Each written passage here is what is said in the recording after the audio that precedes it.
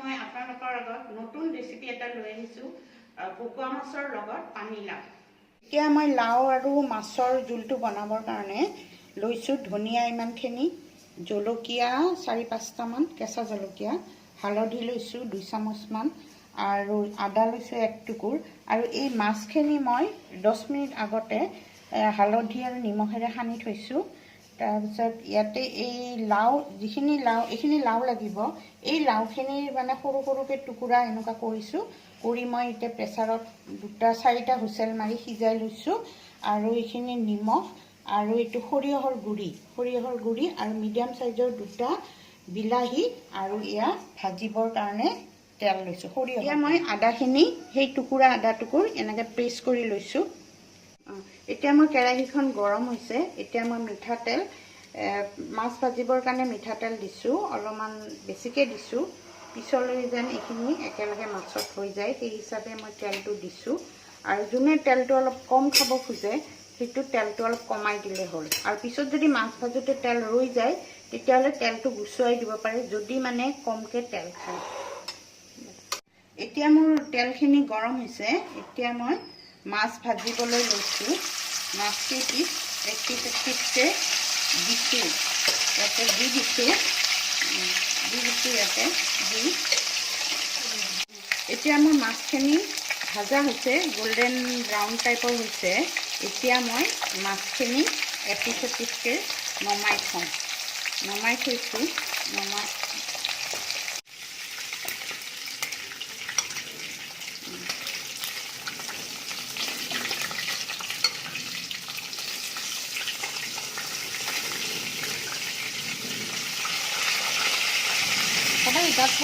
এতিয়া মোৰ এই লাওখিনি সিজোৱা হৈ গ'ল। সিজোৱা হোৱাৰ পাছত মই এখন চেকেনাত এইখিনি মই ঢালি দিছোঁ। ঢালি দি অলপ সময় থৈ দিছোঁ। তাৰপিছত এতিয়া মই এইটো বনাবলৈ লৈছোঁ। এতিয়া প্ৰথমতে মই এই সৰিয়হখিনি 2 চামুচ সৰিয়হ ইয়াত ঢালি দিম। ঢালি দিয়াৰ লগালগ আমি কোমোৰাখিনি বহাই দিব লাগিব, নহ'লে এইটো পুৰি গ'লে বেয়া হৈ যাব। লাওখিনি ইয়াত বহাই দিব লাগিব। এতিয়া মই সৰিয়হখিনি ইয়াত ঢালি দিলোঁ, তেলত ঢালি দি অকণমান ভাজ খোৱাৰ পিছত মই এতিয়া লাওখিনি ইয়াত ঢালি দিম। বেছি যদি ৰঙা হৈ যায় তেতিয়াহ'লে তিতা হ'ব, সেইকাৰণে অলপ সময় ভাজিয়ে মানে এতিয়া এইখিনি লাওখিনি মই ইয়াত ঢালি দিছোঁ। এতিয়া মই লাওখিনি অলপমান ভাজিছোঁ। ভাজি পেলাই মই ইয়াতে অলপ মোৰ জোখত মানে অলপমান নিমখ দিছোঁ, যিখিনি লাগে সেইখিনি নিমখ ইয়াত দিলোঁ। আৰু হালধি অলপ দিছোঁ, লগতে অলপমান হালধি 1 চামুচমান দি দিছোঁ। 1 চামুচ হালধি ইয়াত দিলোঁ, আধা চামুচমান দিলে হ'ব, হালধি বেছি দিব নালাগে, হালধি অলপ দিলোঁ। তাৰপিছত মই আৰু অলপমান লৰাই দিলোঁ। লৰাই দি ইয়াতে মই এই জলকীয়াখিনি দিলোঁ। জলকীয়াখিনি দিয়াৰ পিছত মই এতিয়া লগালগ বিলাহীখিনিও দি দিলোঁ। বিলাহীখিনিও ইয়াতে দি দিলোঁ। বিলাহীটো দি কিছু সময় মই লৰাই থাকিম।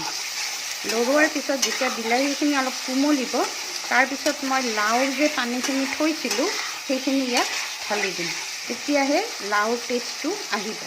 এতিয়া মোৰ ঢাকনিখন গুচুৱাই মই ঢাকনিখন মাৰি থৈছিলোঁ, গুচুৱাই চালোঁ যে বস্তুখিনি ভালদৰে হৈছে আৰু তেলটো ফুটি ওলাইছে। এতিয়া তেলটো ফুটি ওলোৱাৰ পিছত মই এতিয়া এই লাওৰ পানীখিনি যে আছিলে সেইখিনি মই এতিয়া ইয়াতে ঢালি দিম। লাওৰ পানীখিনি ঢালি দিলোঁ। ঢালি দিয়াৰ পিছত আমি যিমানখিনি বনাম সিমানখিনি জোখত মই এতিয়া পানীটো ঢালি দিছোঁ। যিমান বনাব খোজোঁ, মই অলপমান জোল বনাম সেইকাৰণে ইমানখিনি পানী লাগিছে, কিন্তু গৰম পানী দিলে ভাল হয় সোনকালে। আৰু এতিয়া মই ইয়াৰ লগত আদাখিনিও দি দিছোঁ। আদাখিনিও দিলোঁ, দি অলপ সময় মই এতিয়া ঢাকনিখন মাৰি দিম। ঢাকনিখন মৰাৰ পিছত যেতিয়া উতলিব তেতিয়া মই মাছখিনি দিম। এতিয়া মোৰ এইখিনি মই এতিয়া ঢাকনিখন গুচাই চাইছোঁ, দেখিছোঁ যে ভালদৰে উতলিছে। এতিয়া উতলাৰ কাৰণে মই এতিয়া মাছখিনি ইয়াত লাহেকৈ ঢালি দিছোঁ। লাহেকৈ ঢালি দি অলপ লৰাই দিছোঁ। এইখিনি অলপ লৰাই দিছোঁ। বেছি লৰালে মাছটো ভাঙিব পাৰে, সেইকাৰণে মই লাহেকৈ লৰাই আৰু 5 মিনিটমান সময় এইখিনি মই এতিয়া ঢাকি থ'ম। ঢাকি থ'লে তেতিয়া মাছৰ মানে যিটো টেষ্ট ইয়াতে আহিব, লাওৰ লগত মাছৰ টেষ্টটো। এতিয়া মই ঢাকনিখন গুচালোঁ, গুচাই চাই দেখিছোঁ এইখিনি মোৰ হৈছে। এতিয়া এনেকৈ ফুটি ফুটি ওলাইছে, বাবুলটো ওলাই গৈছে। এতিয়া ইয়াতে মই ধনিয়াৰ পাতটো দি দিম। ধনিয়াৰ পাতটো মই অলপ কাটি লওঁ, কাটি পেলাই মিহিকৈ দি দিম। এতিয়া ধনিয়া পাতটো অকণমান মই মিহিকৈ কাটি লৈছোঁ। এতিয়া মই ধনিয়া পাতটো ওপৰত লাহেকৈ মিহিকৈ কাটি লৈ ইয়াতে ধনিয়া পাতটো দি দিছোঁ। ধনিয়া পাতটো দি অলপ লৰাই দিছোঁ, লাহেকৈ লৰাব লাগিব, নহ'লে মাছখিনি ভাঙি যাব পাৰে। এতিয়া মোৰ এইখিনি হৈ গ'ল। হৈ যোৱাৰ পিছত এতিয়া মই এইখিনি এটা বাতিত উলিয়াই থৈছোঁ। এতিয়া মোৰ এইখিনি লাও আৰু মাছৰ জোলটো হৈ গ'ল। এতিয়া মই ইৰহাক এইখিনি অলপ খাই চাবলৈ দিছোঁ।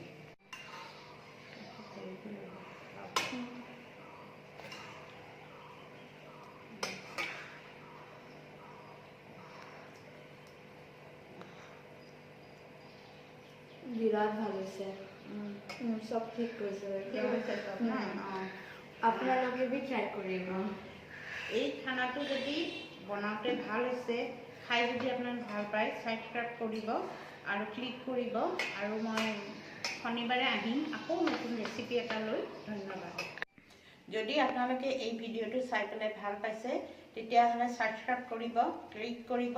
আৰু মই সদায় শনিবাৰে নতুন ৰেচিপি লৈ আকৌ আপোনালোকৰ লগত আহিম। ধন্যবাদ।